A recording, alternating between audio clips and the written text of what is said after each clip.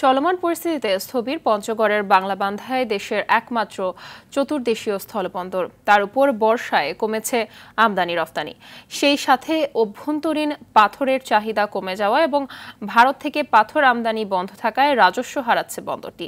তবে চলমান পরিস্থিতি উন্নত হলে আবারও কর্মচাঞ্চল্য ফিরবে বন্দরটিতে, এমনটাই আশা ব্যবসায়ীদের। পঞ্চগড় প্রতিনিধি মোহাম্মদ হারুনা রশিদের পাঠানো তথ্যচিত্রে আরও জানাচ্ছেন আবরার মাহি।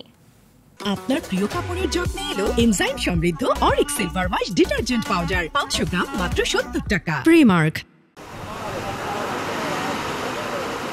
পঞ্চগড়ের বাংলাবান্ধায় প্রতিদিন 4 থেকে 500 ট্রাক ভর্তি করে হাজার হাজার টন পাথর ভারত ও ভুটান থেকে আমদানি হতো।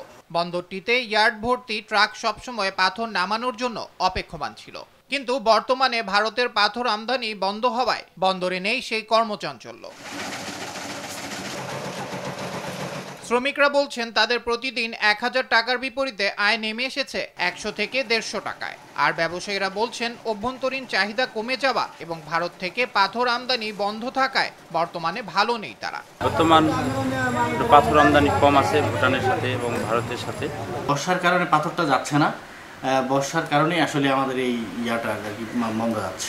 ভুটানের গাড়ি খালি মাত্র 100 গাড়ি ঢুকে, এই জন্য আমাদের বাংলাবান্ধা শ্রমিকের আমাদের খুব বর্তমান কষ্ট হয়ে দিন কাটায়। এই শ্রমিক এই বন্দরে আছি, আমরা খুবই মানবতার জীবন যাপন করছি, অসহায় অবস্থা বোধ করছি, যেখানে আমরা 100 টাকা ইনকাম 200 টাকার উপরে হয় না আমাদের ইনকাম।